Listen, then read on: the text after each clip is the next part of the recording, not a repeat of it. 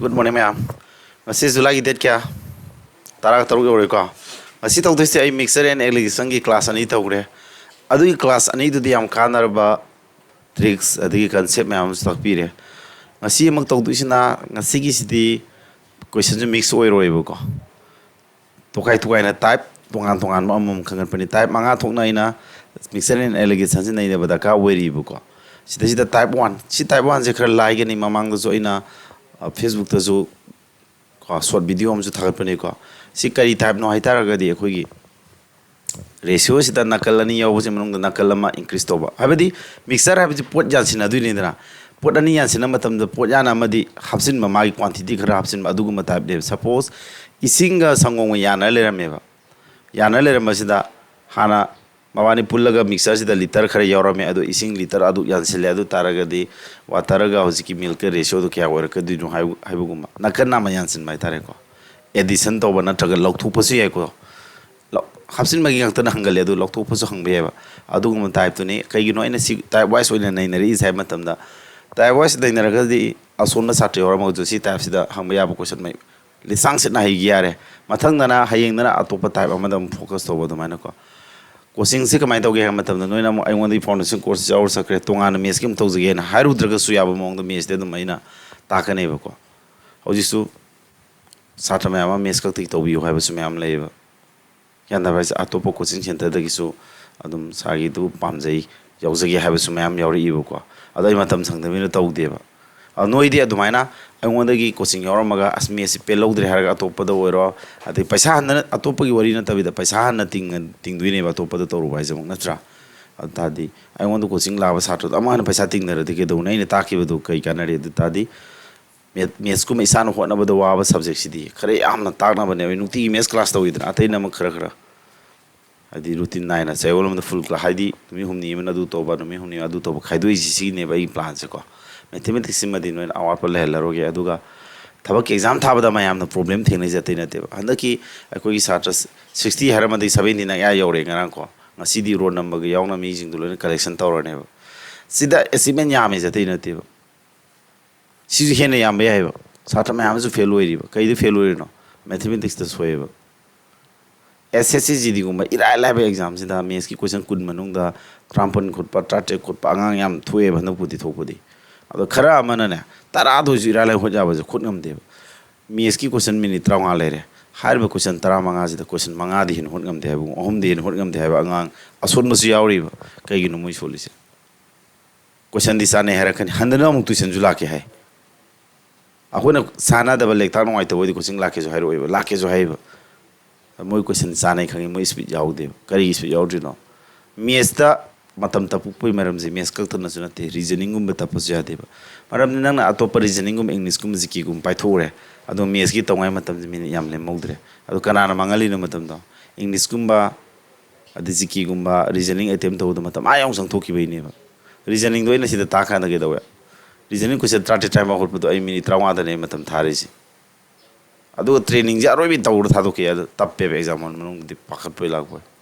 ado mock test sam tawd ba gi asoi bani ko ado mana haibane yaroi reasoning ja haire haji haibane yaroi speed thuan ga daw ne maram di mas man matam yam loksing gi tar di mes ki matam le horoi sina sing ma ma lai ri bu ko exam tactics ado mathematics di reasoning do mana mo speed yam kan na mo reasoning na matam yam sang da bani mes da matam mo sang duine ko ado na mathematics se no na de anka haire yaroi revision to we hebit su thang ga daw ne bu ko hona ba yam wali ko mayam se ado na ni kar hona bu kan ma satra ko akoina takpi ba kan bagi haigadra ani ji punsela kan da ti simen je SSC di room da yam fajar ya me an kare ko 60 de 70 di yog dore ba ko aduga atai CGL gum ba official living isina amake da we sina ma highly competitive oi bani na noi marak to su ko ya kan ling basa noi haidi khara hona ba kan ba satre yor ga adu so du hona ba yani yaroi di haroi ge ko adu asongi de so ai tongan officer be sar ga CGL living gi moi khara semi ba moi marak to adum adum phase tem da yaw da angang khara di yaw ri ke no da kono kal le ba tha tare ni pan sure phazil thami ji moi ji thadok pa pamu bai tare sumaina haiba satra yaw ga sune akoi moi gi damak ta officer oi ne boiro he na kan na hona ni akoi ne he no hona jin ngani maram ni moi na mai pak pa ji akoi gi di punsi lambi hedi akoi gi senda lambi akoi business se मोइन mixer पूरा मगा तो Sartre ma'am यावरागा अखोई हिंगनबे लंबी ओइदुनेबको ओजा ओइबो खोइसे यादा ब्राइजा नोई एसिमेंट जे यावद्रबा अखोई अदुम सिरे नोइना जे आई ना लाकपिरिसे नोइना माना मैम माइ पापो उर लाइनि नोइ जे माइ पागन नोइ मथंग मी लाक्तुइनेबा यादा ब्रा अखोई दे एडवर्टाइजमेंट याम तौबुसु ngam पैसा नुसा जम पार कोचिंग निंगबसु नतबिना अदुना नोई असेंग एसिमेंट दुना उर कानदा मी मैम लाखपदो ओइसुनो अदुने अखोई दी एडवर्टाइजमेंट ओरिसि यादा ब्रा अदुना आइना नोइ हाइदबो मा आइना नोइ थबक खलन मंगा मोय नोइ आइगा निपुन दे यादेबा क्लास याम नुंगाइनि मैम सिंगसी क्लास दा टॉपिक वाइज खाइदो तौबनिना क्लास है सिगी टॉपिक तो फोकस अनि येंगाजे क्लास हौरसि को सिदा क्वेश्चन जे पार से अमकक ताकपद नोइ लोइ ज्ञान तानि खलेबो मुन्ना ताहौक तारे मिक्सर सिदा यावरम इज स्पिरिट अमसुंग वाटर से रेशियो 3:2 की सांग यावरम मने मान करी हफ्सिलेबा वाटर से हफ्सिलेबा अदु तादि रेशियो दो होंगे हादि हफ्सिन बम यावरम रेशियो दो हानै दु होंगानि नत्रा aduma has find the quantity of spirit in the mixer do the yaur spirit ki quantity do kayano liter kayano ratio have asim value na te ko hana yaur mis kari ne ba ma hana yaur mis spirit amasung water ani is ratio is 3:2 ne ba sumbra hoji man hapse leise kena water se hapse lakuna tro sida nang na sigi types de question tarag ni pa ne ene collection tawri base sidigi heno su honaru no sigi type question je sidang hajen fajana Ismai hang Ismai when you have it. I don't think Massimo to hang do any collection to his SSC exam, railway exam, and the collection to Bunico. Nana Sidang Habermatam that any exam yadu never gandara. What pay way do Kango? Nakalanism among the quantity spiritual water was the Amaka Hapsilican water, not Hapsilia. Water is Hapsilamina Madi Shangalani, Spirit Hapsin bro, Hapsin Readuta in Hanning is a spirit has the Hana lady Hiller. Spirit hongadra hongwedra hongore ko adu mana ratio jam kari wari haba hanor maje hapsel kan si wari ham natro spirit harba saruk se ma de hapsin gi deba ko mai saruk si mana bam tho e habane raina di karano mana disa sigi spirit se ma de hapsin gi damina sidi mana halo base logic si kai no kana ko te ja ma mana han ga da base anka gi logic si adu si ratio na kan mana halo mana bra hojik po mana am da base akhona mana na bagi process ama tawdui ne kari no tawdui sia Manahan bagi kamai manahan gani mamani na yen biya LCM mai tare quite pick number LCM mamani yen biya quite pick number LCM ka wewe ko adu thidu ga madu tana hona ka 3 ma sung 5 ni yen ya quite pick number 15 natro LCM 15 du tana bo hona tare se LCM 15 ji tana bagi namakta hona ga da 15 tan ya de ga tare se sikana puri ni som sa ji final puri dia roi ko 5 puri di kya tara manga hom tara manga Nakanama puri gradi nakanama puri diare mangani tara yarba speak ke water ke dos mai on thokre ratio hana si le ramada ine smai on was kari kai de ratio je size of khalan bada akai bale adubu sigi ratio je koi anko pasina roiba ano buzu ni sinagane understand to ko sidana mak 3 na puri raga 15 ta dina tra adu 3 puri di homanga traunga subna kandas puri ramane somje puri dia de homari train thoi manaraba de hana ratio je koi sinaro si ano sinarne Angka je som sai tuan hot kerane understand to iko so mana mana be process me am gan tabiri ko adu de aina uji haining ese me am hauji spirit si mana re ko 15 oraba yare ko adu kan da ko khange water ji hapsil laki du ke hapsil laki water ke hapsil me am tu natra hapsil si tu liter nate ko sana te ko me am gan da da ratio da leibane mai di unit yauroi ko ratio da water ji 10 or modo hana ji to ores ani ha kolesi 2 unit ne bas ratio da 2 unit asem na te ko a unit am de lejaram ngani liter ne adu ne ha te ratio gi oina di ma di 2 unit ne ratio ne ko asem bilu na te ratio ha bazaina nan class 1 da zo fazina explain to rom ni ratio gi ko adubu mana ma kari pirami asem bilu ma ka pirami anka jo pe yana na ba kari bilu no anka jo pe yana na ba ratio gi ek tak matam da ina clue ma di piram ne do if 2 liter of water is it mana hapsil li ising do mixer do the hapsil liba ising ki quantity ji mana kya ani na harami ha kya na harami ba 2 liter hamna tro adu di hapsil li je sidan akhoi gi agor pada ratio da na kya hoi ba ratio da na 2 unit roi matan aseng madara kya ani hari mana hapsil li ja 2 liter na tra adu di si 1 unit ki di amaro hai di ke do ne ha yen thori na tra adu 2 liter da 2 unit ye ladi 1 liter darabra adu di 1 unit ki khange kari no khona putho hai jam tharo find the quantity of mixer spirit am natro spirit in the mixer mixer दु spirit के याव spirit ती क्या no याव जा हाने Resso use तौर spirit 15 नत्रो अद सी और जो यार सी और यार अद 15 यूनिट सी पुथो है स्पिरिट की ने को स्पिरिट के जे रेसो द 15 यूनिट नि असेंग मदन तो क्या दी 1 यूनिट का 1 लीटर माना दी 15 की दी 1 यूनिट की सी 1 जिगा सी 15 पुइना क्या तारा 15 लीटर और मने on साजे 15 litre this is dansa yan tabangam bro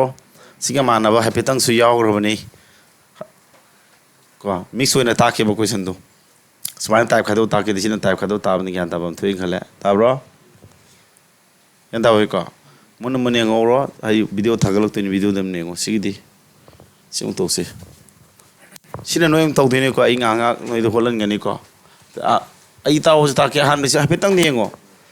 han bai question ani hum tak pa gyan tak ra atai di mari mari noi khot ngam bai film nei dune am ta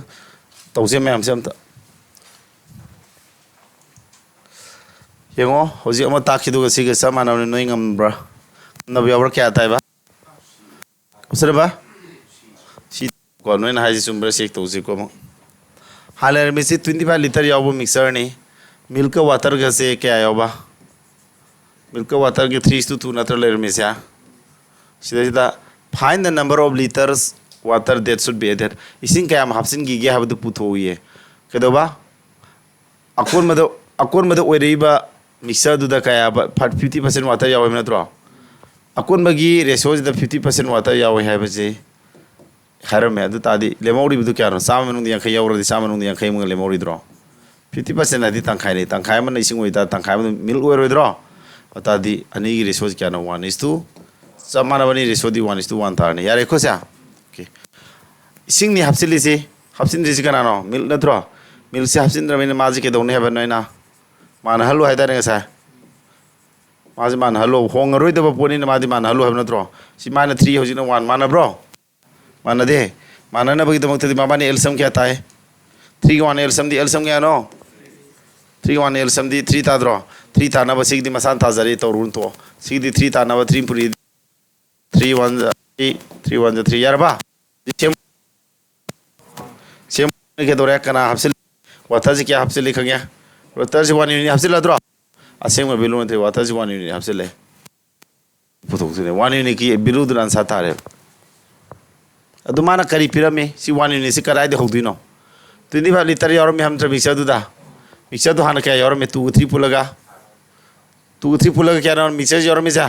फाइनत्रा mixer से ratio the 5 अपुन मद 5 यावरम गान सिदा असेंग mother माना 25 litre ने हारा मिसिदि यांग को होगदब सिगे होबम जि थी बसिने बनो न कोक थाद दुसि कदो बै सिदा होरिनो हबदि माना येंग दौने बा पिरमी बुदुई मतुंगी न खय अंक होबने बा पिरमी ब क्लू मा मान सोय पिरमनि हाइड्रो 25 लीटर जि पिरमी ने करी नि हारा पिरम मनो मयाम मिक्सर दुगी अपुन ब क्वांटिटी दु नत्रो अपुन ब चाक अमाउंट दो हाइतारे देरी से 25 litre mixture of milk and water milk amas water gi pullaga 25 liter yaw ba habane ba had apun ba amount du pirame ba ko mit adudi sidadi 5 oi kanda milk water pullaga da 5 minute oi kanda aseng madan 25 liter ne adu pirami basi matung ina side hongne ha ba do khona khangma mine ba ko ai ko sima na gi tar di 1 unit ki di amaro di ele da ne 5 minute thodi amaro yele di 5 liter tar mane adu 1 unit ki di ka tar ja 5 liter bana re adu silan sa tar hai हफ्ते लगती थी 1 unit नेबा 1 unit है असें मददी 5 litre माने 5 तारी सुमे 5 खोट पक मुझे हम हैरे खोट पक हम मी यावरी लाइव दी खले को अदुम मथा मथा होना होना ग हेर प्रेइंग सि नेक्स्ट अमु तोर को अरे गांगा पूछ तमग नोई ट्राई तो होली से अरे बंगदाक ताके भी है काना देव को पुन्न समिना से को तमल बन आई ने ताई से नोई तमन बर खले को सिदी चिम तो से हाइनरो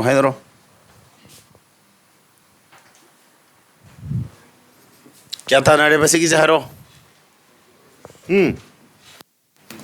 20% आया यंग चुम मबे यंग चुका हाने और मिज 40 लीटर की मिक्सर सिदा अल्कोन क्या अदगी अम्मा करी वाता क्या सभी 25% नत्रा रेशो दो थोक दबसे रेशो दो थोदी क्या ना कुमंगा हम सुमाइना 25 नि थोक याद्रो अदुगा 10 लीटर कई हसली जा 10 litre water are added to the mixer दा अदुदी ngo mabani pullaga 10 लीटर हसले लेबनी वाटर से को हाना पुल्ला ले रे मिसी क्या ना पुल्लागा 40 लीटर ने बा अदो हान अपुन बजी 1 3 की 4 यूनिट ओइबो मतमदा असेंग मदना क्या 40 लीटर नि है 1 यूनिट क्या तारनी 10 लीटर नथरा अदो दी 1 यूनिट ना 10 लीटर के मानरनी 3 यूनिट क्या मानरनी 1 यूनिट सी होती 3 की 10 पुरी रनी का क्या तारे 30 लीटर ने योरमी से वाटर क्या योरम बा 30 लीटर योरमे अदुगा अल्कोहल ने क्या योरी बा 10 लीटर योबने अपुन 40 लीटर मनुंग से को हौजी माना करी आपसे लेबा सिदा हाइजा वाटर जी 10 लीटर आपसे लेम नत्रो वाटर 10 लीटर दो आपसे लो क्या तारा ददी 40 लीटर तारा बा अदुगा अल्कोहल ने हाना 10 लीटर द मुझे को करी नमा हाइजा द परसेंटेज ऑफ अल्कोहल हम नत्रो अल्कोहल दुगी परसेंटेज क्या नो ये इन द न्यू मिक्सर अनोब मिक्सर जी पुन्ना क्या नो 10 के 40 फुल अदी 50 तारोइद्रो अपुन 50 लीटर से मनुंग सिदा परसेंटेज पुथोजिबा 50 जी मनुंग द अल्कोहल जी क्या नो 10% नत्रो याखै मनुंग द तारा नेबा सा मनुंग द क्या नो हबनेबा हबदी परसेंटेज पुथोख हबसे हान लेमिसना याखै मनुंग द तारा परसेंटेज पुथोख हबदी मखा चाम लैनो होनबनि चाम पुरीरो समाय पुरी के परसेंटेज की 100 पुरी रगा सी सिमोल हावका द अदु क्या थारसा तू वरगदी 20% परसेंटेज अइना हेंगने ज्ञान थाना ब खुता अम तौरखिनेबको परसेंटेज हाइबं कजी नो अब अइना दिल्ली सोमददी लेक ताकपसे परसेंटेज द होएबा अइना रेशियो द होएबा मोय अइ को खेनेबा मोय ने लाइन ब्रगमब्रा अइना लाइन ब्रा जेंगना तारे है को अइ दि रेशियो ताग हेंग परसेंटेज रेशियो दो कदोने बैदी नुपा अमना सियारे खुजा केंदा होरा तौरी को मती अमा तक तौगे डेमो मसे अइ हेंग क्लास मसा मोय तौजरज खलमने हेंग नोइना मार्क पा मतम द करी है परसेंटेज ज्ञान सिनम हेलकदुइबा रेशियो की कंसेप्ट पुसिलगा तालकान परसेंटेज व्हाट इज परसेंटेज है बसे लाइथोलकदुनेबा आई 4 किलोमीटर मेथड ऑन तौतुनेबा खुदम ममा हारगेबा टेस्ट अमा तवेबा आइना टेस्ट तौबसिदा आइना फुल टेस्ट तौबसिदा फुल टेस्ट है फुल मार्क्स से मैम को तरा नहीं खलोबा फुल मार्क तरा से मनुंगसिदा छात्र अमनने यू गेट छात्र अमन फगी मार्क्स से अदुदी परसेंटेज मार्क पुथु हाइरेबा परसेंटेज मार्क तू क्या नो हाइरे क्वेश्चन जी मैम ज्ञान तारिब्रा सिन्ना इरे कोइना डेमो ने हे परसेंटेज तालक तो लेरबने आइगी नम रेशियो सिनरगा परसेंटेज से लाइन लाइन होलकदुइने बैना मको एने करी हागी 4 बता रहा है ना ताम गने रेशियो क्लास 1 दा बता रहा तो समाने संगोल माने नि रेशियो परसेंटेज फ्रैक्शन डेसिमल को अदुना फॉर्म मोय मरी देना बता रहा ने लोय ओंथो हो जाए अदुना परसेंटेज तो आइना रेशियो अवतार अमतरी नाम परसेंटेज इन रेशियो द ओंथो के तारगदी रेशियो की नंग नंग साइड की हाइरे लेरिबा कंसेप्ट न होला देम लायरद्रा रेशियो हाइरे सलम लायरद्रो अदुने रेशियो जिना परसेंटेज ओंथो दे अंक दम वसिन बने होत नुगारो दिनेबा रेशियो जिना मयांग को कनोनेबा बेसिक ओइबम नेबा सिना अदुना सिदा ओंदर लोय खन जाना बाय रेशियो अन थाइने परसेंटेज अन ताक्सि द दुइनेबा दिल्ली सोम तो आई मान देबो को एगो परसेंटेज मा हाइ करी है क्वेश्चन से मान परसेंटेज मा हाइ से पुतु हारि से मैंने मार्क पाबा थिनरमनी को मेट्रिक तमा अदु मनुंग द न परसेंटेज क्या पीसी क्या चली हाइनब्रा हाइनरमनी सिदि याम तोइना छात्र सिंह हाइनब वफम नि नत्रा ngaदरकनु को नोइदो अदो सिदा माइ फुल मार्क तराय मनुंग द तरे फंगे हाइ परसेंटेज मार्क क्या नो हाइ अतै केम नते परसेंटेज से साम द पाथोदि क्या नो हाइने हाइबदि अपुन मार्क तो न साम ओइ तारगदि मान नंग फंगदि मार्क तो क्या नो हाइबो समाने है लोंदा जिगन दरबो अदु आइना साइ रेशियो टाइप होलनि द फुल मार्क चा तराय मनुंग द तरे फंगे नत्रो होलने कनानो पुथुक्तुजा परसेंटेज मार्क पुथु हाइबस करी माने रे बाय नाइजा अपुनो मार्क क्या फंगे दे हेबन तो सिनत्रा फंगिजा कना हंगबा नंग फंगबो मार्क तो नत्रा नंग फंगबो मार्क तू हंगमनेबा नंग फंगबो मार्क तो योर मार्क पुथु क्या दी रेशियो की 4 किलोमीटर तो पालो मेथड में क्या M4 मेथड में 4 दा पुथु क्या दी नंगी मार्क दी नंगी रेशियो क्या नो नंगी मार्क और दी नंगी मार्क पुथु नंगी मरी लेने पर रेशियो तो इसे थमने है देना हाइब्रा हाइदब्रा हाइ दे 4 किलोमीटर था हाइदब्रा अब थमनी अदु मान असिंग में पिरामिड क्या नो 100 सिनत्रो करी पिरामिड अपुन मार्क तो 100 ओर दे हमनेबा जो 100 से पूरी बिरनी करी नमा पिरामिड जा अपुन मार्क तो 100 ओर दे है से अपुन मार्क ओर बेना माग मरी लेने पर रेशियो तो मखा थमने देने अपुन रेशियो तो क्या नो 10 70 करीगुंबा सिदा परसेंटेज मार्क्स क्या ने आंसर दे सी सिंबल जा पग 70% इग्रने करी नो कोई फंग नो लेसे फुल तुना साम ओरम ता नंग फंगम दी मार्क्स 70 नि हैबने यान तादब्रा सिदे से अखोय नम मेथड अतोप खरा लेहौरी दाने मेथड क्या लेहौरी 4 किलोमीटर नत्रो अतोप मेथड तजम खुद पे मेथड नंबर 1 पालम होचे को M1 मेथड नंबर 1 पाला दे करीबा क्या बा नंग फंगी मार्क तुना 7 पुन क्या 10 नत्रा असि मोन थोके 7x अमन क्या वरनी 10x ओइरोइद्रो अदु मान करी हाय फुल मार्क तू 10x ओइबा मतमदा माना फुल मार्क तू करी 100 ओरमदी हाय फुल मार्क तू 100 के माना रे हाय बनेबा नत्रो क्या तारा दुदा कोल तो मेंजले 100 के माना अदु क्या तारा के x वैल्यू से 10 दारबा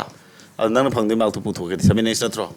या फो 7x क्या ताने 7 into 10 क्या तारा 70 याब्रा परसेंटेज है तो इन रेशियो 4 किलोमीटर तो हो तो रे हम तीन नुआरा द्रा दुदा 4 किलोमीटर हाइरे ले ज्ञान ताने आई मेथड नंबर क्या नो 4 किलोमीटर की वाली मेथड क्या वाली मेथड मारी नीना मेथड नंबर 1 ले रे से मेथड नंबर 4 ले रे मेथड नंबर 2 दन कमाय होली सिदा मोहत के को मता सिदा मेथड नंबर 2 दे नंग रेशियो जान ले मिद क्या नो नंग फंगी मार्क तो 7 मेथड फुल मार्क 3 नत्रो मा पिरामिड क्या नो फुल मार्क तो 100 और बदे आदि 100 और बजे मपा सिंग दक तु नत्रो क्या पुरी ता 10 अदु सिजु 10 पुरी ता बोरोद्रो याम थी लाइदा ब्रदु दे परसेंटेज से आइना कई दो होतो खरे रेशियो दो लोय होट खरे बंकसी मेथड नंबर क्या दंगारे मा 3 दंगारद्रा सदम होट के मेथड नंबर 3 से येगो हाना लेमि रेशियो 7:10 नत्रो स्या पिरामिड से कनानो फुल मार्क तू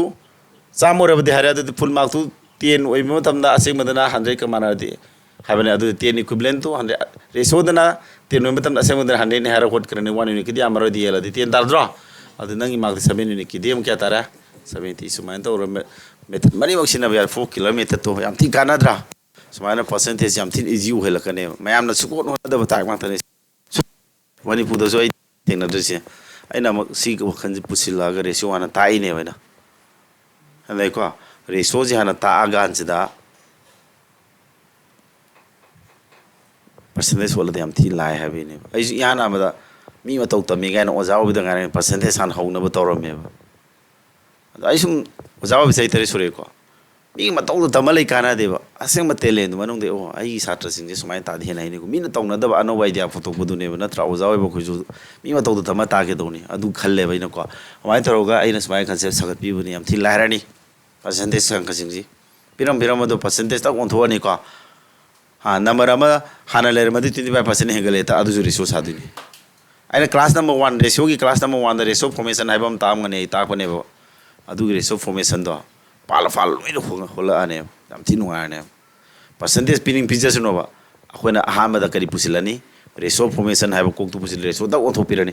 मा पिरमी मार्क तु फुल मार्क तराय मनों तरे फंगी रेशियो दा ओंथो इनत्रो अदम हौरे रेशियो बे ओन ग्रेड अंक हो यारे 4 किलो पंजलु यारे सिने बसना दिस समाय तौरगा लाहलकने बको अब सेम मसेन आइना तसेन हाइबो समाय नाम दा तापस आइजु यूट्यूब से मैम यंग ngakतनी को अदो समाय ताकना दबने दिल्ली दु ताकत्रे आइना पुतो बाय यार मी कमाय खंगम दुनो हाइबनि दा आइना जो यूट्यूब थागपना तमिना अदुगिनि मी ताकना द्रि हाइजे यारे को माना अनोबो मैम फंगने बको यारे नेक्स्ट हुजिके आइने तौरिबा टाइप से मैम लुब्रो सिबा आई नई सिना अंक लाइ थोबे हेलमनि खले आसा तवे हेमने नब्रा हेली और हेंदे मैम ता मैंने नो एम थोलन दिन हां menu hollow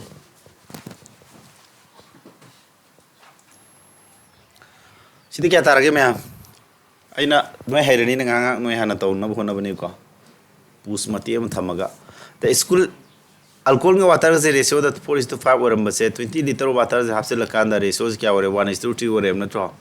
what is the total quantity of the alcohol in the new mixer alcohol बुथोक्तिनि को अल्कोहल का वाटर तो क्या लेरबा 4:5 नत्रो लेरमिसा वाटर 20 लीटर हाफ से लेबने मा हाफ से लकान रेशियो द 1:3 क्या 3 ओरबा अकोइन इंग्लिश कहीं हागी अल्कोहल दी हाफ से नमिन माजी मानहन नत्रो मानहन क्या सी 4 का 1 का एल्सियम का ना 4 था दादु नत्रो सी 4 से ओरे लेजरे सी 4 तानब काना पुरी 4 पुरी दी 4 is to 12 तारबो हाना रेसो सिना रोय नत्रा अदुदि कई मानरे से मानरबा अल्कोहल 4 मानरे को अदु वाटर की हापसिलि खंगे को 7 यूनिट हापसिलद्रो सी पुथो लोरे वाटर हापसिलि 7 नेबा सी हाप पुथो लोरे अदु तबुदो मान वाटर की हापसिलि है 20 लीटर नत्रा 7 यूनिट हापसिल मतमदा 20 लीटर का हापसिलि हाबनि हारमिना माजी 20 लीटर का इक्विवेलेंट ओरोद्रो वानु किदि क्या ताने यामारो यदि 20 बाय 7 लानी का करी पुथवारिबा न्यू मिक्सर दि यावबा अल्कोहल है नत्रो न्यू मिक्सर अल्कोहल 4 यूनिट नत्रो 4 यूनिट की पुथो के दि यामानी यदि 1 यूनिट की दु पुरी दाने मणिपुरी दी 80 बाय 7 यावब्रा ऑप्शन नंबर 1 लुसिंग हम दबम यावरे बे नय कमु खुद हम थागलो गम जे कनानो नय मनिंग कमु दा जेलिन गमब्रा गमदे गमी गमदे गमया ओके नय गमया गमा बनोगे गमम थ्वें खले को इन थाइ समाना बा टाइप सिदा कलेक्शन तो बी बने यान दाइ गमया नय वीडियो सांगना येंब्रो आइना येंग वारे से आई वीडियो से नय मीडिया दे हाबन खनगनो कनो आई दिन वे येंग येंग दबदा खावइदे आई यूट्यूब थागपदा मैम काना पीरीबा आई काना पीबे से नोइदे हेन पीनिंग मरमदे नोइदे एंगोन पैसा तिंग कोचिंग लाइनेबा अतैन शूटिंग थिंग मनतेबा दुकानदार अमना माई मंगोन पैसा पीरगा पोट लेरिबा मीदुगा पैसा सुबि बिद मीदु फ्री येंथोप करम पाममनि खलो अदुमदि मियो मेनेजर नत्रो मयांगी सेवाजु तौरी आई यूट्यूब त मैम ताकतना अदो आई साट्रोइबो नोइनदी पैसा पीरिमिना नोइने हेन माई पा नोइ माई पाक आई खमाइना आई सखतुइनो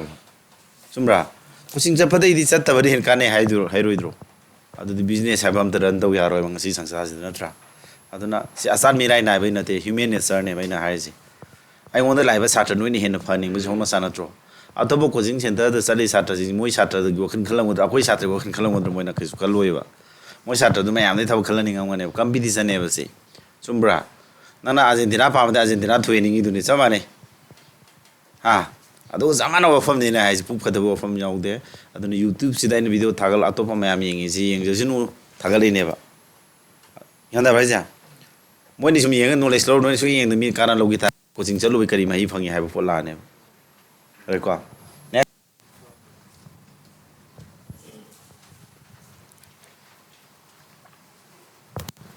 चिमंग तोसी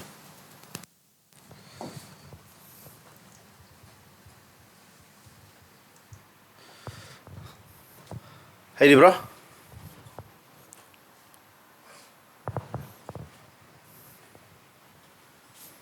Ya. Sio question manga so natra. Water grace noi kya tane baham taro? D. Milk water gas kya ba 1:4 natra le me se. Milk is added milk crab se le du ratio du kya ho raha ba? 2:1 or natra. Kai na se milk hapsin mani na water du honga loi disi natra. Si manhan du natra. Pot mabani elsam pot ana honara 4:1 elsam 4 se. Si phone pui de. Ra phone pui di mari ni ni pa si ta du natra. Adu manara ba? Si manare ko. Adu di milk tu kya hapse le khange se 7 unit hapse le natra. Si putho lore. Aba. Admana haji ke heno. How much milk was added? Milk kaya yam hapse lake.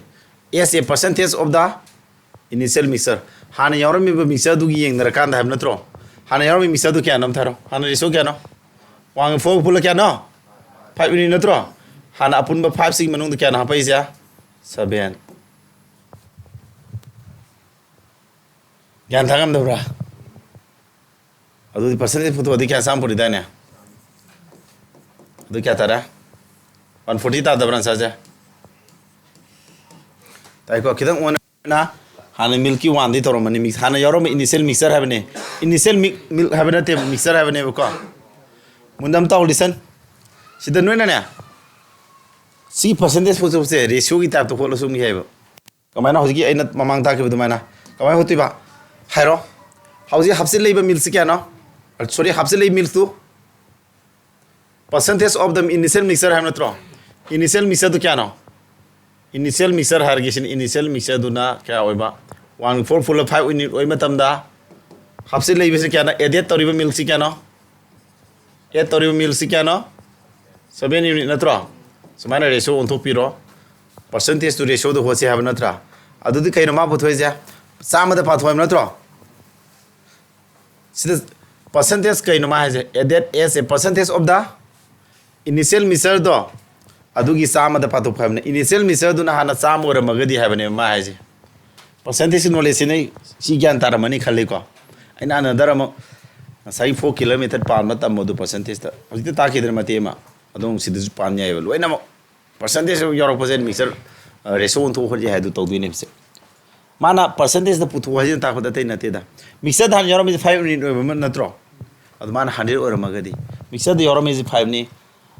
how much milk was added milk क्या हपसेलक as a percentage साम द पाथो कान of the गनागी initial mixer दो साम द पाथो मीन साम ओरमगदी हेबने अन 5 ओर मिन नत्रो साम ओरमगदी अद कना पुरी ताइनो असि तुनी पुरी तारे कतरा तारबा percentage हाइदो रेशो द होले अखोना percentage है बंका है बम तले हंड्रे रेशो दो होतो ये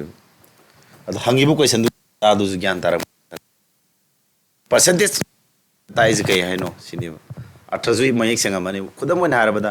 मेट्रिक ता पुनमा मा क्या नो जिसे तुते ना yang sangwara satruk lo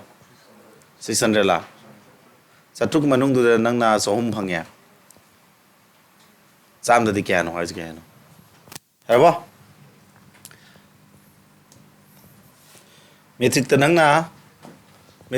600 mark ki manung do ko total 600 natra sigi mark manung da nang na phangi si kya ba mark phangi si satra man phangi si mark si 300 ne haira se ba ata di percentage mark kya no ga hairi jate na te percentage kya no ga hairi jate na te ba nang gi total mark to percentage hai na hang nang na loksing ga duri ba idea jate ba apun ma mark tu na chatru oi kan da di nang phangam is apun mark to na sam or magadi nang kya phangam da gi habane si sam or magadi habane ba yana raja sida pyramid asing ma belu na te ba asing ma belu ni piru budi ado asing ma du siu no oira kanda si reso ki tab khalag sin asing bo la kan holo hayu ki tab ne ba habadi akoi no foli bang ka kai no percentage ta 600 manung da kya no 300 phangye sa manung da kya no sinatro sma hote ne ba ko na ani 50% ta dra sina kari ki khono percentage khono tra aina ratio को तो उनको क्या बा हाना ले मिजी ratio तो क्या बा 6 के 3 की नत्रो 3 का रेशो तो उनको कथन नदी 3 का दी 1 सिर क्या तो 1:2 नत्रो अदो हाना तो तेल 2 और मदे हो 100 और पर क्या पुरी ना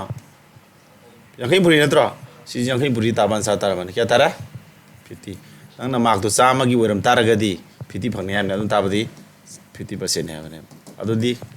लाइबल लू रंग से परसेंटेज लोइना नो द होल लेवल रेशो की concept 4 kilo do onto sine percentage and ratio जी फजन हेरे काने percentage don't worry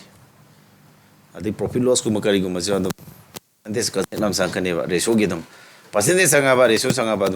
percentage ratio ni khalo maram 4 ba tare onto ho tu ne bena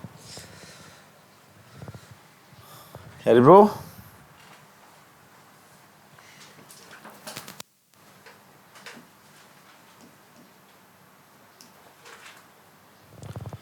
In a mixture of 55 liters, fruit juice and water are in the ratio this. How much water must be added to make the mixture this? क्या था निसे?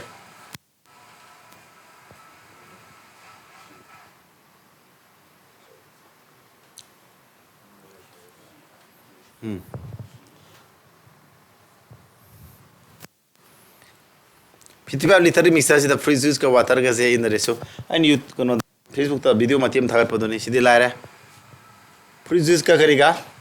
water का तो कर मरे सोदा 4:1 नत्रो how much water must be added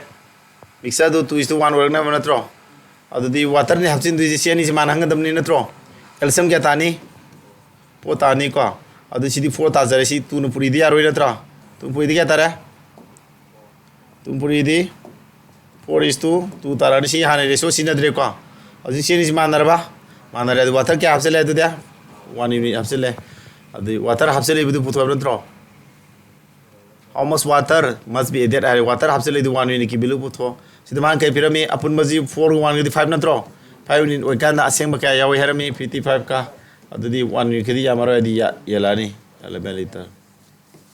am line ho trong ka ja ama ta lo here aduni masigang ka se ne line ga sa do kai line no ama ni ka gyan na sakki taraga di line ne adu question di adu ki mati hangali 10 plus 2 GD D ꯁꯪꯒꯜꯂꯤ CGL ꯗ ꯁꯪꯉꯤ ꯅꯣꯏꯅ coaching ꯇꯧꯕ ꯃꯇꯝꯗ GD ꯒꯤ coaching ꯇꯧꯅꯤꯡꯕ ꯑꯣꯏꯔꯒꯁꯨ CGL level ꯉꯥꯡ ꯈꯣꯠꯇ ꯌꯥꯗꯦꯕ ꯅꯣꯏ ꯍꯧꯖꯤꯛ ꯃꯇꯝꯗ ꯅꯣꯏ ꯈꯪꯒꯗꯕ ꯑꯃ ꯃꯔꯝꯗꯤ ꯅꯣꯏ GD ꯃꯔꯛꯁꯤꯗ CPO ꯊꯥꯕ CGL ꯊꯥꯕ ꯃꯤ ꯃꯌꯥꯝ ꯌꯥꯎꯔꯤꯁꯤ ꯀꯥꯎꯒꯅꯣ ꯌꯥꯎꯔꯤꯅꯦ ꯗꯤꯜꯂꯤꯗꯒ ꯆꯠꯂꯨꯕ ꯑꯩꯒꯤ ꯁꯥꯇ꯭ꯔ CDS ꯒꯤ ꯀꯣꯆꯤꯡꯒ ꯇꯧꯔꯝꯕ ꯑꯩꯉꯣꯟꯗ ꯗꯤꯜꯂꯤꯗꯁꯨ ꯂꯩꯔꯣꯏ ꯍꯟꯗꯛ GD ꯒꯤ ꯃꯥꯔꯛ ꯅꯦꯝꯃꯦꯕ 76 ꯃꯨꯛꯇ ꯃꯤꯗꯨꯗꯤ ꯄꯜꯂꯔꯣꯏꯒꯦ ꯁꯨꯝ ꯁꯤꯗꯕꯩ ꯋꯥꯔꯤ ꯅꯠꯇꯦ ꯅꯣꯡꯃ ꯍꯥꯏꯅꯤꯡꯕꯩ ꯇꯧꯕꯅꯤꯀꯣ ꯑꯩ ꯁꯥꯇ꯭ꯔ ꯁꯤꯗꯕ ꯋꯥꯔꯤ ꯅꯠꯇꯦ ꯗꯤꯜꯂꯤ ꯂꯥꯛ ꯆꯠꯂꯨꯔꯁꯨ ꯑꯃ ꯇꯧꯔꯨꯔꯁꯨ ꯀꯩꯗꯧꯋꯦ ꯃꯥꯛ ꯋꯥꯡꯉꯛꯄ꯭ꯔꯥ ꯋꯥꯡꯗꯦ ꯗꯤꯜꯂꯤꯅ ꯅꯠꯇꯦ ꯊꯕꯛ ꯈꯜꯂꯝꯗꯣꯏꯁꯤ ꯅꯣꯏꯒꯤ ꯍꯣꯠꯅꯖꯃꯟꯗꯨꯒ ꯗꯤꯜꯂꯤꯒꯤ ꯂꯩꯕ ꯑꯣꯖꯥꯗꯒꯤꯁꯨ ꯃꯣꯏꯅ ꯇꯥꯛꯄ ꯉꯝꯗꯕ ꯃꯦꯊꯠ ꯃꯌꯥꯝꯁꯨ ꯄꯨꯁꯤꯜꯂꯒ ꯑꯅꯧꯕ ꯑꯥꯏꯗꯤꯌꯥ ꯇꯥꯛ ꯉꯝꯕ ꯑꯩꯈꯣꯏ ꯂꯩꯔꯦ ꯋꯥꯔꯤꯕꯨ ꯑꯃ ꯃꯣꯏꯅ ꯍꯦꯟꯕ ꯖꯒꯥꯁꯨ ꯈꯔ ꯌꯥꯎꯔꯝꯅꯤ ꯑꯩꯈꯣꯏꯅ ꯍꯦꯟꯕꯁꯨ ꯃꯌꯥꯝ ꯌꯥꯎꯔꯦ ꯍꯥꯏꯕꯅꯤꯗ ꯑꯩꯅ ꯍꯥꯏꯅꯤꯡꯉꯤꯁꯤ ꯍꯧꯖꯤꯛꯀꯥꯟꯗꯤ ꯑꯩꯈꯣꯏꯁꯨ ꯑꯪꯀꯁꯤ ꯀꯟꯁꯦꯞ ꯁꯦꯡꯅ ꯆꯍꯤ 3 ꯑꯗꯨꯝ ꯅꯩꯔ ꯊꯣꯔꯛꯑꯕꯅꯤꯅꯀꯣ sida noi no khona bodo khane ba lam san masi sangi du ta ne kana roi yan dai ko ja dili di oja wara ma oja wara ko imana mamjo akoi da oja wai bagi en wari im ligi rit sidi palloroi haidi ne dili esum da kasu kan to bana te hoi mina khona ba yam hele ha bagi ne ba khona bodo akoi khona ba kala sidi izo natra mi go ja khona ba kala ha ba wana khoi ju kali ano thaina gi method adum taw leite anoba update taw tak le sidi kedo ba akoi di kana taw di mi ne hende ko mayam asai dei di akoi tai se tapna gyan ta noi heire bra hara ta manina hanakti speed tak tak haina bi ni ko sida di thui di hara no ko noi heire bani na okay si question ji kya ta ni x liter of solution contain 40% milk hamna tra hana yaw di se milk tem 40% yaw di water kya tar mani muna pago question da x liter of solution na 40% milk yawi 60 liters water hapse le milk water puli na tra water to kya yor mani 60% adu ratio di 3:2 tarba suman tu ni kaga kari hapse liba hana yor mi pulaga amani pula x liter na tro adam ke doba 60 liters of water hapse mana tro water kya ba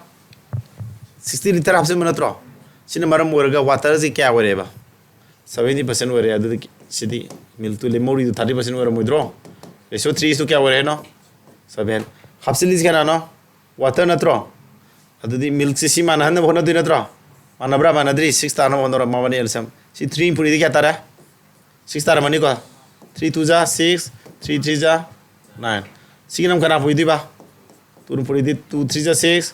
2 7 ja 14 mana de ko sia capsule milk water ko si le re so ji capsule sia 5 unit hapsele pra aduni 5 unit si putu tare ma hapsele to kya no 60 liter hapsele have na tro aseng madana kya hapsele 60 liter ni aseng ma ko ratio dana 5 hapsen matam aseng madana 60 ni adu 1 ni kiti kya tare 12 tare ta adu ta di 1 ni 12 tare hoji mana haidi kano mawani pula kano le mesa 15 natro si 15 apun maji bune ba kon x ke mana re mesa adu x ke nano 15 ni si bilu natro adu 15 ni ki puto kya tare ga di 1 ni 12 adi 15 ni 7 into 15 la kya tare ke 180 liter smai hot kane makaji ta ba yauna bro no gyan da bro tawi ko sida khenaris ke no percentage ta piram baje ratio don thoi dana sia hai roidro percentage sabji ratio don tho pasi ab sine ba are ko speed ta na je thuna haina bini ko ai pusta mo sida speed haina se ham tharo haro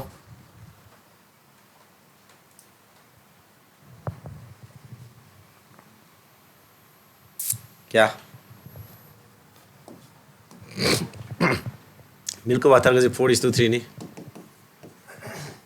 we added 2 liter of water natra water 2 liter hapsele the ratio of milk and the water becomes 8:7 hapsin natra what is the quantity of the final mixture adu the c2 no puri kya tare 8:6 taraba si manare ko adu water kya hapsele 1 unit natra mana hapsele 1 unit ka da sem mandana 2 liter ni hare ko adu tadi hoji oriba quantity du kya nam natro ano mixture the quantity kya hoige eka sa 15 unit natro 15 unit ki puto kya di trawani kontra kya ndare bro hospital ko ko si sang thora di manai time sida 1 unit hapsela kana asengwanda 2 liter ne haram didi final mixer sida oiba apun me unit to 15 50 daroidro haini ko lai ini thuba nga ma ne khale sidi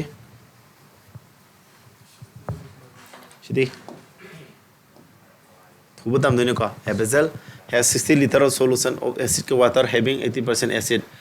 kya acid ne kya no acid ka इसने 80% वाली इसने क्या था नहीं 20% other ratio दी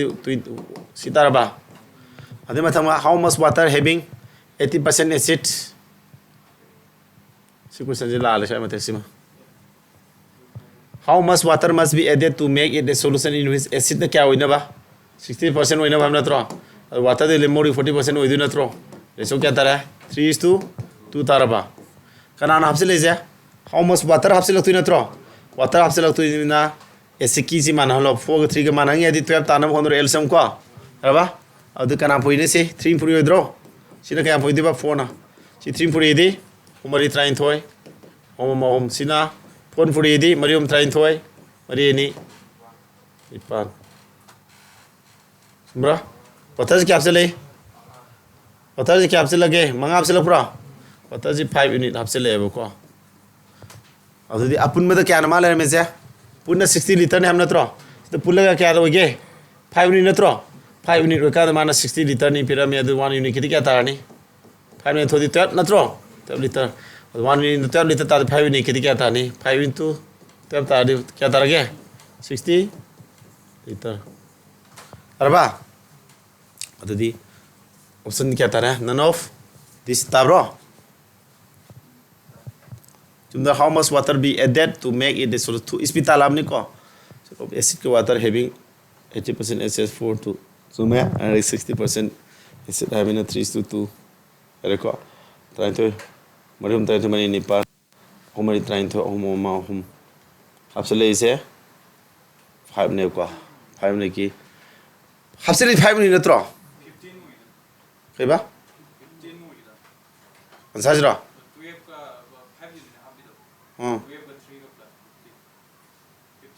अने सिद्ध फोली जांग खलाले अपुन मसी 4 हाना सिद्ध 5 यूनिट ताब्रो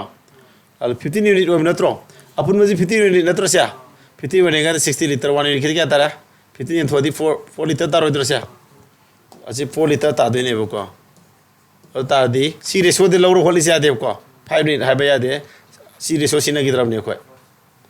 रेशो हाना यानी से अनोब सिना गिदरम ने को अदु 1 यूनिट क्या तारा 4 लीटर अदु 5 यूनिट की कना पुई तारा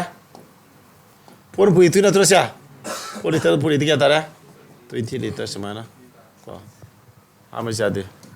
ए रणी को से दे मखों सेंगे सोबदे सुंथो है रे दु मखों सेंग आमने को सिदी कहनोसना 20 लीटर ओ मिक्सर से 20 लीटर से के दोबा 20% alcohol and the rest water natra alcohol na 20% already water na क्या रेशो दी क्या तारा 1:4 नत्रो 4 लीटर of water से हाफ से ले अदुदी माबादी पुल्ला क्या नो 5 नत्रो अबा पुल्ले 5 एक कांदा से मंदर क्या 20 लीटर पिरामिड नत्रो से अदु 1 यूनिट कितनी क्या तारा नहीं 4 तारा नहीं को अदुदी 4 न पुरी रहनी सी 60 लीटर तारा मनी सी 4 पुरी नहीं क्या तारा 4 लीटर तारा बजना सी 4 पुरी नहीं को अब 4 लीटर नहीं अदु 4 लीटर वाटर हाफ से ले मित्रो लीटर से 4 लीटर हाफ से ले क्या तारा 20 लीटर तारा बा अदुगा अल्कोहल दी क्या नो हां 4 लीटर से तो मुझे अदु the percentage of alcohol हम नत्रो alcohol percentage क्या नो से अपन में क्या नो से हमारे पुल्ला क्या था के कुमंगा नत्रो कुमरी मनों क्या नो से 4 नत्रा कुमरी मनों 4 ओदी 1/6 के 60 whole 2/3% सिनम थुरुपुरा सिने कई percentage को हम सिनर अपन में तो क्या नो percentage पुथो है रे बको अपन में 24 मनों क्या नो माना alcohol दो अपन में 24 मनों 4 नत्रो percentage पुथो के दहने पुरी हाइब्रा कथन आदि से 1 क्या दरगे 6 ताद्रो 1/6 से 60 तो दी है percentage से सिंपा पुबम ले भाई आई सिंपा पुला ताल कदबा मा सुमा बेलो से अदो सिंपा पुथो आई पुथो ले बेने को 60 whole 2/3% रानी को समान understand bra Silo. Hendari. So, matang no hendro. Question jam taw trying to ta. Andar min no ya hiri da. Sidi. Sika da de bharo. Ne ma hendro no na talo speed to ana. Aina tar mani na no talo.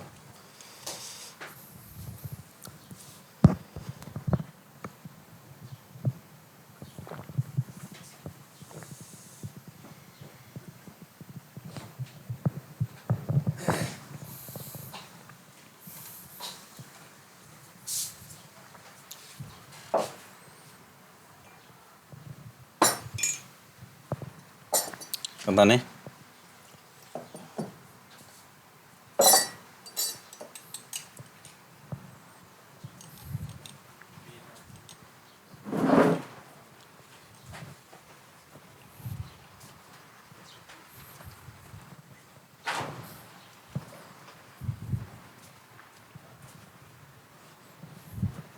Bita bra.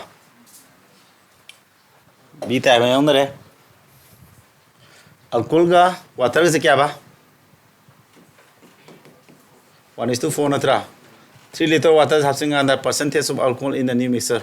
पुल्ला क्या ना बाबा ने 5 नत्रो बाबा ने अपन 5 वो करना असेंग Madna 50 liter ने है 1 ने कितनी